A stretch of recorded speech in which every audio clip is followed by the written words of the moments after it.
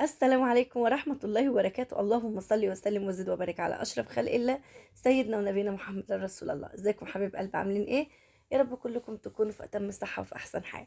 بشكر كل المتابعين اللي بيتابعوني من كل الدول ومن مصر وبره مصر، كل حتة كل حتة. بحبكم جدا في الله. ربنا يخليكم ليا ودمكم الله نعمة في حياتي يا رب. طبعا أنا بشكركم جدا من قلبي على كومنتاتكم الحلوة ودعمكم ليا واشتراكاتكم اللي منورة الدنيا في قناتي. كتر ألف خيركم. انا بس والله مش عايزه منكم غير انتوا، حتى لو تشاهدوا لي اول اعلان بس للاخر كده، يعني تشوفوا الاعلان كله، تشوفوا لي اول 3 4 دقايق في الفيديو. والله ما عايزه منكم اكتر من كده. اما اللي هيكمل الفيديو روح ربنا يكبر بخاطرك. جبر يتعجب له اهل السماء والارض. طبعا اسفه، طبعا تعرفين تغيير الجو مخلي كل الناس تعبانه وعندها برد، وانا عندي كحه جامده. عندي كحه جامده، بس عايزه اقول لكم على ايه. ان اليوتيوب عيبه انه بينسى اللي ينساه، بينسى اللي ينساه. فطبعا انتوا عارفين يا جماعة ان ده الشغل بقالي 4 سنين على اليوتيوب، مش عايزة اضيعه. يعني في 12 اللي جاي ده يبقى لي 4 سنين على اليوتيوب، سواء في قناة معكم شيري أسامة أو قناة التانية حياة شيرين ونور. طبعا وجوزي طبعا فتح قناة اسمها أسامة والناس الطيبة. ف بجد والله العظيم غصب عني. يعني انا ساعات لما يقول لي انت تعبانه، يعني ما خلاص ما تصوريش، اقول له هضيع كل اللي انا عملته، كل اللي انا عملته هضيعه. فمش عايزه حد يحبطني، يعني حتى لو شايفيني بموت قولوا لي قومي، قولوا لي قومي واشتغلي عشان ما اضيعش اللي ايه اللي انا عملته. عايزه اقول لكم برضو الناس اللي هي اول مره تتفرج على اليوتيوب او تدخل وتشوفني بالصدفه، يعني تصادف ان انا اللي قابلتها يعني. كتر خيركم اولا، وثانيا بص يا حبايب قلبي. انا اخترت الشغلانه دي من جوه بيتي، من جوه بيتي. طب وايه اللي رماكي على كده؟ طب يا جماعه، يعني ان كان هيبقى فيها مصلحه لعيالي، طب مش هترمي عليها ليه؟ مش هترمي عليه. طيب ما هو برضو لو الموظفه ما بتبقى تعبانه ممكن تاخد اجازه بدون مرتب، ممكن تاخد اجازه بس. بس مصيرها راجعة لشغلها برضه، مصيرها راجعة لشغلها برضه. انا مش عايزة اضيع تعبي ده بالله عليكم، بس فمش عايزة حد يفتكرها غلط. يعني يقول لك ايه ميتة على الفيديوهات؟ لا مش ميتة على الفيديوهات، على فكرة بيجي عليا وقت مش عايزة امسك التليفون في ايدي اصلا. والله ما عايزة امسك التليفون في ايدي. بس انا هعمل ايه بس؟ يعني خلاص يعني. انا حاسة ربنا اداني عيلة عوضتني عن حاجات كتيرة شفتها ومش لازم اتكلم فيها. بس ربنا رزقني بيكم انتوا. ربنا يرزقكم ويسعدكم ويكبر بخاطركم ويرضيكم دنيا واخره. امين امين امين يا رب العالمين، اللهم امين. اللهم اصلح لنا حالنا يا رب، وارزقنا من حيث لا نحتسب جميعا يا رب، اللهم امين. ايه يا شيري بتعملي هنا بقى؟ ايه لقيت اللانش بوكس بتاع حبيبه فيه فرافيت عيش كده.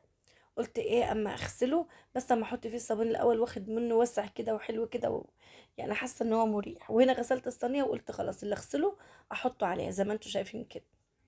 وازاز برضو طبعا هغسلها وهملاها. عايزه اقول لكم ان الروتين النهارده حلو جدا جدا جدا جدا جدا. على قد ما انا تعبانه، بس على قد ما انا فرحانه بيه. يعني انا حاسه ان هو روتين بجد هيعجبكم. يعني انتوا لو اتفرجتوا عليه الاخر، جميل جميل جميل، هيليق بكم باذن الله. وانا برضو بقول لكم اللي بيتفرج عليا وعايز ان انا اغير مثلا الفيديوهات، مثلا اعمل اي فيديوهات تخطر على بالكم قولوا لي عليه، قولوا لي عليها وانا احاول، حتى لو مش بتاعتي بس احاول ان انا اعملها. لاني انا طبعا لو انا طالعه فانا طالعه عشان اكل عيشي. فاكل عيشي اللي هو انتم تشاهدوا لي الفيديوهات، ده اكل عيش ان انتوا تشوفوا الفيديوهات. لكن غير كده والله العظيم ما، يعني هقول لكم ايه، ربنا يعين كل واحد على اللي هو فيه.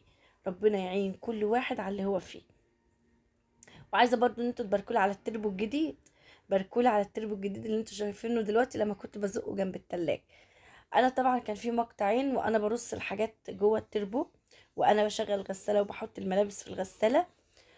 لكن لقيته بيقول التليفون مساحه فلازم تفضي مساحه على التليفون. فانا رحت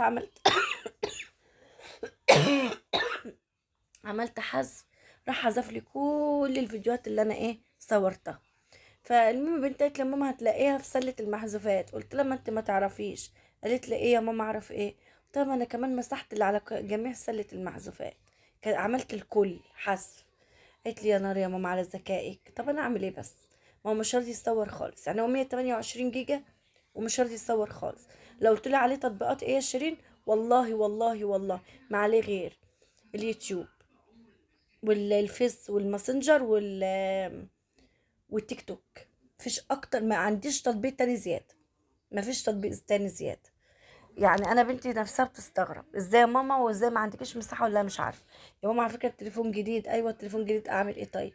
ايوه فعلا يا جماعه التليفون اللي معايا ده جديد، ما كملش في ايدي 6 شهور، ويمكن في ال6 شهور دول ما شغلتوش غير 4، غير 4 شهور بجد يعني، اللي هم بجد يعني. انا جبته وشغلت بعد كده، ما قلت لا خلاص انا مش الكاميرا بتاعته برضو يعني مش ظابطه معايا، فقلت اما اشيله. بعد كده لقيت بنتي بتقول لي يا ماما ايه، طلعي التليفون وكده واستعمليه يا ماما عشان ما يبقاش الحمل كله على تليفون واحد وكده، لان انتوا عارفين ان انا عندي قناتين. فاضطريت ان انا اطلعه تاني. يعني في ال6 شهور دول ما اشتغلش 4 شهور على بعض. ورغم كده والله العظيم ما فيش خالص، يعني كل ما اجي اصور يقول لي مساحه مساحه مساحه. يلا الحمد لله. اقول لكم تليفون تاني؟ لا، مش طموحاتي تليفون تاني، مش دي طموحاتي. يعني الحمد لله ربنا مرضيني، وربنا يرضى اللي رضاني يا رب، اللهم امين. بس المشكله بس ان انا مش عارفه ليه دايما يقول لي مساحه. انا موعوده كل ما اشتري تليفون يقول لي مساحه، والله العظيم. يعني لدرجه ان انا دلوقتي يعني لما ادخل المحل بتاع التليفونات اول حاجه اقول له مساحه، يقول لي مساحه، يقول لي لا ان شاء الله مش هيقول لك مساحه، الاقي برضو بيقول لي مساحه، فشكلهم بيشتغلوني انا ولا ايه. فالمهم ربنا يوسع على الناس كلها. انا عارفه ان بحكم شغلي وبحكم تصوير فيديوهات وسكرينات وصور، فانا عارفه ان اي تليفون لازم أن يقول جاي يعني.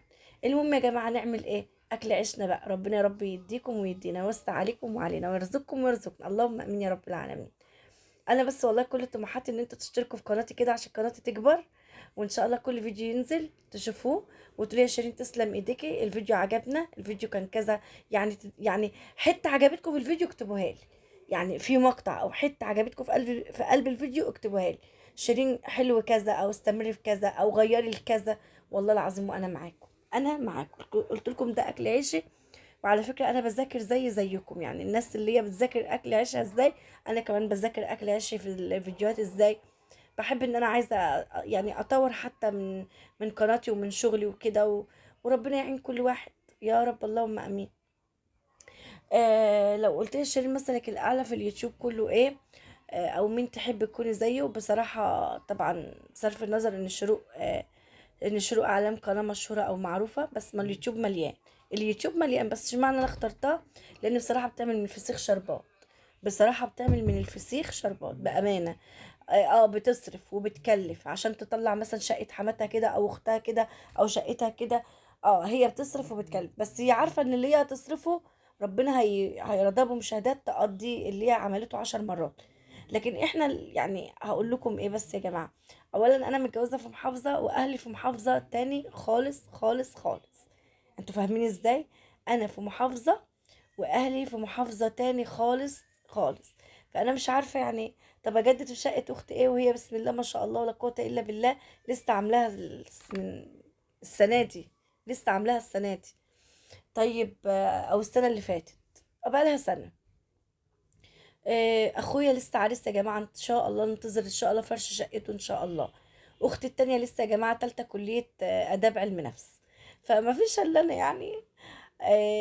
بس يا جماعه مثلا عند حماتي او عند تحت عند حماتي انا بيضت لها، عندها الصاله والاوضه واللي كنت بقدر عليه اعمله بصراحه كنت بعمله. فاهمين ازاي؟ بس والله مش ما بس ما اتشفتش يعني، لكن شروق حلاوتها ان هي متشافه. دي نور بقى هنا بتقول لكم حطوا لي لايك، وهتيجي توريكم دلوقتي الطقم الجميل بتاعها. تقول لي يا ماما صوريني وانا لابسه كده عشان يقولوا ايه رايك في بلوزتك يا نور، لان البلوزه دي خالتها هاجر هي اللي جايبها لها. فقولي لها يا خالته انا ما لبستهاش على البنطلون الجينز، انا لبستها على البنطلون الاسود، فايه رايك يا خالته في الطقم؟ انا شاطره يا ماما، بعرف يعني انسق الهدوم. قلت لها انت شاطره يا نور. نور ربنا يا رب يسعدها ويفرحها واشوفها من الاوائل يا رب، اللهم امين يا رب العالمين. المهم يا جاي وبتقول لكم ايه رايكم في القصه بتاعتي؟ طبعا القصه بتاعتها دي مش انا اللي عاملاها لها، لا طبعا، ده انا وديتها عند صاحبتي ميك اب ارتست قد الدنيا، والله ام احمد. الف سلامه وتحيه ليك يا ام احمد. المهم وديتها هناك وقلت لها قصت لها بقى الاطراف وظبطت لها القصه بتاعتها كده عشان المدارس بعد بكره وكده. قالت لي عينيا يا شيري. طبعا الحمد لله. انا ما بصاحبش حد والله يا جماعه الا بصراحه، والله بيجبروا بخاطري وانا بجبر بخاطرهم.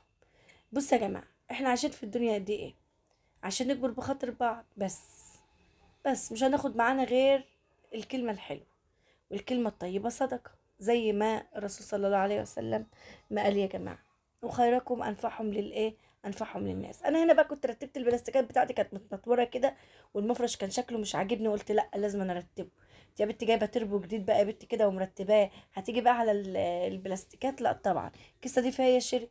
حبيبه نزلت جابت لي نص كيلو باميه، وقالت لي اعملي لنا باميه يا ماما. لاجل الحظ ما لقيتش ولا رغيف عيش في الفريزر، غير هو واحد الوحيد اللي لقيته. قلت لها خلاص يا حبيبي خلي الباميه لبكره، نعملها بكره ان شاء الله، نجيب عيش النهارده ان شاء الله. انا دلوقتي انا على فكره بسجل الصوت الساعه 3 بالليل. دلوقتي هلبس الاسدال بتاعي وانزل اجيب العيش. بتجيبيه بالليل كده يا شيري؟ اه والله يا جماعه بجيبه بالليل كده. انزل دلوقتي ربنا يا رب يسعدكم. ايه، واجيب العيش بيجي معاك ابو احمد يا شيري؟ ساعات بيجي معايا وساعات لا، بس أنا مش بروح لوحدي، يا اما احمد يا اما حبيب. وانا اصلا كده او كده الطابونه قدام الشارع على طول، اطلع من الشارع الاقي الطابونه قدامي. وعندنا بقى طول الليل بياعين بقى بيفرشهم بقى وبيظبطوا حاجتهم، ومحلات فول وطعميه فاتحه 24 ساعه ما بتقفلش. يعني الحمد لله يا جماعه، وبعدين ربك الساتر يعني. ربنا هو اللي بيسترها والله يا جماعه، وعلى نياتكم ترزقون يعني. بيقول لك ضربوا الاعور على عينه، خربانه خربان هتيجي تاخد مني يعني. يلا نسيبها لله وخلاص، نسيبها لله. ربنا يا رب يسعدكم كلكم، يفرحكم كلكم. وقولوا لي ايه رايكم بقى في المطبخ بعد ما نضفته كده وخليته زي الفل كده زي ما انتم شايفين. بص بص بص، شايفين؟ شايفين الورد ده؟ انا اللي منسقاه يا جوهره، انا اللي منسقه الورد ده. انفع؟ انفع يا جوهره منسقه حفلات؟ طبعا العين ما تعلاش على حاجه، مش هنعرف نيجي فيكي اي حاجه يا جوهره. بوريكم الشفاط، حتى الشفاط غسلاه، حتى السلك زي ما انتم شايفين. بصوا السلك نضيف ازاي، كل حاجه والله. وريتكم في المطبخ ان انا منضفه في كل حاجه. اتمنى تحطوا لي لايك وتشتركوا في القناه وتفعلوا زر الجرس عشان كل فيديو ينزل من شيرين تسمعوا على طول. يلا استودعكم في الله، ويا رب يكون اللي جاي دايما افضل واحسن. برضه قولوا لي في الكومنتات ايه رايكم في التربو الجديد، هنوني وباركوني في التربو الجديد يا جماعه. يلا يا جماعه تصبحوا على خير، ويا رب كل ايامكم اللي جايه تكون خير، ونستودعكم في الله. والسلام عليكم ورحمه الله وبركاته.